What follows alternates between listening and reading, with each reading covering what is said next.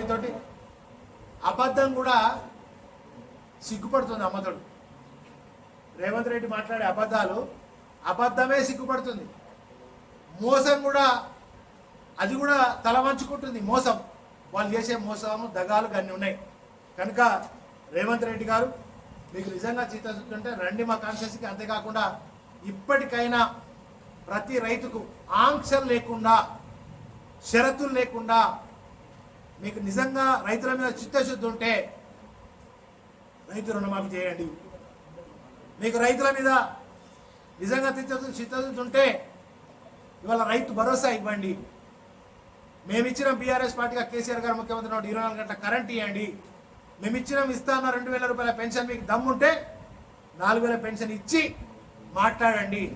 మా మహిళలకు మా అక్క చెల్లెళ్ళకు పెళ్ళిళ్ళు అయితే మేనమామలకి కానాడు కేసీఆర్ గారు 1,00,000 రూపాయలు ఇస్తానాడు ఇచ్చిండు. మీకు దమ్ముంటే ఇలా 1,00,000 రూపాయలతో పాటుగా తులం బంగారం ఇవ్వండి. మీకు దమ్ముంటే రుణమాఫీ చేయడం చేత కాదు, రైతు భరోసా ఇవ్వడం చేత కాదు. ఒక బోగస్ ప్రభుత్వం ఇది, అబద్ధాల ప్రభుత్వం ఇది, మోస ప్రభుత్వం. మోసం చేసే రేవంత్ రెడ్డి మోసం చేస్తేనే ఓట్లేస్తారని ఆనాడు అన్నటువంటి రేవంత్ రెడ్డి మాటలు ఇవాళ మాకు గుర్తుకొస్తున్నాయి. కనుక ఆ వాటిని నిజం చేస్తున్నాడు రేవంత్ రెడ్డి. కనుక ఇవాళ కాంగ్రెస్ ప్రభుత్వం మంత్రులు ఎమ్మెల్యేలు అందరూ కూడా మరి ఒక్కసారి ఆలోచన చేయండి. రేవంత్ రెడ్డి గారు రాజీనామా చేయాలి, ముక్కు భూమికి రాయాలి, లేదంటే రుణమాఫీ రైతు భరోసా వెంటనే ప్రకటించాలి. ఇలా గాయత్రి పంప్ హౌస్ నుంచి కేసీఆర్ గారు కట్టిన గాయత్రి పంప్ హౌస్ మేడిగడ్డ, అన్నారం, సుందిలా మొన్న అక్కడి నుంచి లిఫ్ట్ చేసేదాకా మళ్ళా ప్రాజెక్టులలో నీళ్ళు లేవు.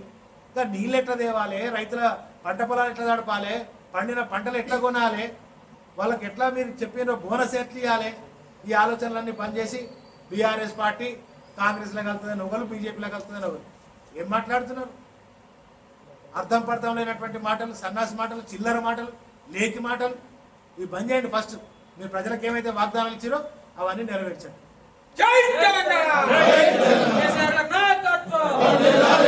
గారు ఇచ్చినటువంటి 30,000 ఉద్యోగాలు ఇవాళ పుట్టిన బిడ్డను ఇవాళ ఎత్తుకొని ముద్దాడినట. గట్లా ఇలా నువ్వే మేము ఇచ్చినా అని చెప్పుకోబడుతుంది.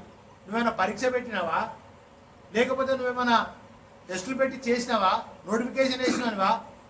ఇవాళ ఒక్క ఉద్యోగం కూడా కాంగ్రెస్ ప్రభుత్వం వచ్చినాక ఒక్క ఉద్యోగం కూడా ఒక్కరికి కూడా ఇవ్వలేదు. దమ్ముంటే ఛాలెంజ్ ఉంటే దీని మీద మాట్లాడదాం. హరీష్ అన్నను కేటీ రామన్న రమ్మన్నారు కదా, చలో వాళ్ళు అంత పెద్దోళ్ళ దాకా అవసరం లేదు. మేము వస్తాం పా, గన్ పార్క్ రమ్మంటే వస్తాం, అమరవీర స్తూపం కంటే రమ్మంటే వస్తాం. ఇలా కాంగ్రెస్ ప్రభుత్వం ఈ 8 నెలల్లో 8 హామీలన్నా చేసిందా, 6 హామీలు నెరవేర్చిందా, ఒక్క హామీలన్నా నెరవేర్చిందా? మేము మాట్లాడతాం. అంత పెద్దోళ్ళు అవసరం లేదు. కేసీఆర్, కేటీఆర్, హరీష్ రావు దాకా అవసరం లేదు. మేము వస్తాం. చలో నువ్వు డేట్ పెట్టు, నీ టైం చెప్పు రేవంత్ రెడ్డి గారు, మేమే వస్తాం.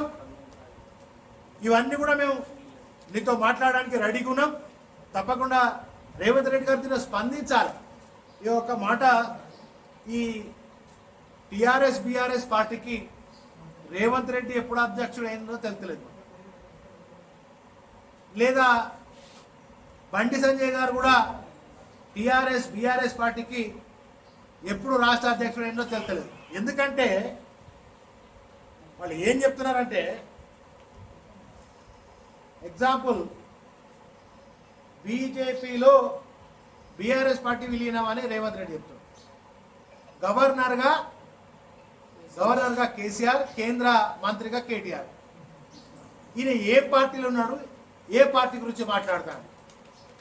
ఈయన ఏం పార్టీలో ఉన్నాడు? ఒక జాతీయ పార్టీతో సమానంగా ఇవాళ 60 లక్షల సభ్యత్వం ఉన్నటువంటి ఏకైక ఈ దేశంలో పార్టీ బీఆర్ఎస్ పార్టీ. నీ కాంగ్రెస్కి దేశం మొత్తంలో కూడా ఇంత సభ్యత్వం ఉందో లేదో నాకు తెలియదు. బీజేపీకి అయితే అసలే ఉండదు ఇంత పెద్ద సభ్యత్వం. జాతీయ పార్టీలకే లేదు ఇంత పెద్ద సభ్యత్వం. మా దగ్గర ఉన్నటువంటి ప్రజాప్రతినిధులు వేలాది మంది ప్రజాప్రతినిధులు ఉన్నారు. అసలు బీఆర్ఎస్ పార్టీ, టీఆర్ఎస్ పార్టీ పుట్టిన దేనికోసం?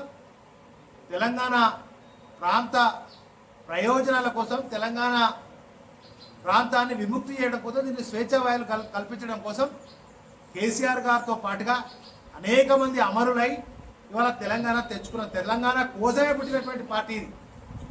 ఆకాశం భూమి ఉన్నంత కాలం టీఆర్ఎస్ పార్టీ, బీఆర్ఎస్ పార్టీ 100% ఉంటుంది. ఇవాళ ఈయనకు చేతగాక ఒక అసమర్థ సీఎం, ఒక అసమర్థ కేంద్ర మంత్రి బండి సంజయ్.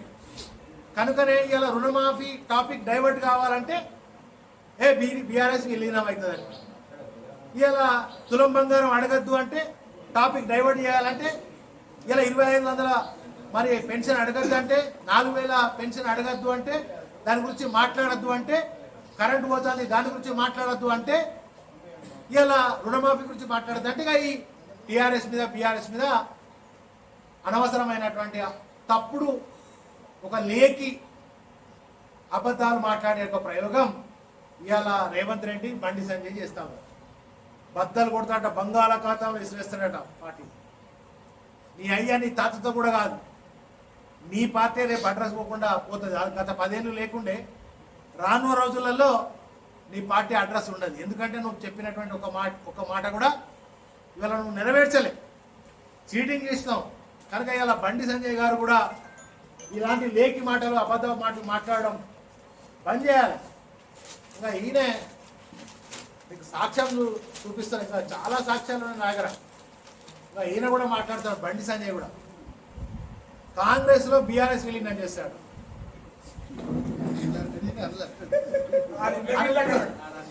నీ పార్టీ నీ ప్రభుత్వం ఏం చేస్తావో చెప్పుకో బిడ్డ. మన పార్టీ మీద ప్రేమ ఇవాళ కాంగ్రెస్ లోనేమో బీఆర్ఎస్ విలీనం అవుతుందని బండి సంజయ్ చెప్తాడు, బీజేపీలో విలీనం అవుతుందని రేవంత్ రెడ్డి చెప్తాడు. వాళ్ళిద్దరు ఒకటే. ఎవరిద్దరు ఒకటి? బడే బాయ్ చోటే బాయ్. ఇలా రేవంత్ రెడ్డి, నరేంద్ర మోడీ, బండి సంజయ్ వాళ్ళిద్దరు ఒక్కటి కనుక ఇలా బీఆర్ఎస్ పార్టీని ఎదుర్కోలేని దద్దమ్మలు కనుక, ఒక డమ్మీలు అసమర్థులు కనుక ఇవాళ బీఆర్ఎస్ పార్టీ తిరిగి ప్రజల్లో చాలా పెద్ద పేరు వస్తుంది.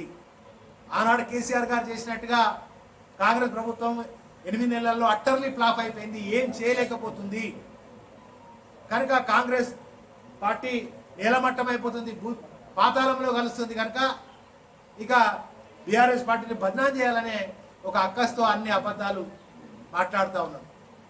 కనుక ఈ అబద్ధాలను మానండి. ఇవాళ ఈ లెక్కలు కూడా కాకి లెక్కలు, కల్లపల్లి లెక్కలు, ఇవన్నీ తప్పుడు లెక్కలు. 40,40,000 కోట్ల నుంచి 30,000 కోట్లు, 30,000 కోట్ల నుంచి 18,000 కోట్లు, మీరు చెప్పిన 17,000 కోట్లు. 17,000 కోట్లు కూడా రాలే. అవన్నీ కూడా ఇప్పుడు బ్యాంకుల దగ్గరికి వెళ్దాం, మీరు రండి, కాంగ్రెస్ మంత్రులు ఎవరైనా రండి, నేను ముఖ్యమంత్రినే మా కాన్స్టిట్యూన్సీకి పిలిచిన, మీరు కూడా ఆయనతో రండి, మా కాన్స్టిట్యూన్సీకి రేవంత్ రెడ్డి గారు రావాలని నేను స్వాగతం చేస్తాం. మీకు మంచిగా మీకు ఇక్కడ కావాల్సిన టెంట్లు గింట్లు భోజనాలు కూడా మీరు ఎంతమంది వస్తారో వాళ్ళందరికీ కూడా ఏర్పాటు చేస్తాం. మా నియోజకవర్గానికి రండి.